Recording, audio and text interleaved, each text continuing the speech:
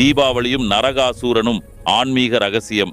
தீபாவளி வெளிச்சத்தின் திருநாள் என்று நாம் கொண்டாடுகிறோம். ஆனால் அந்த ஒளியின் பின்னால் ஒரு ஆழமான புராணம் உள்ளது. அதுதான் நரகாசூரனின் கதை. புராணங்களில் கூறப்படுகிறது, நரகாசூரன் ஒரு அசுர அரசன்.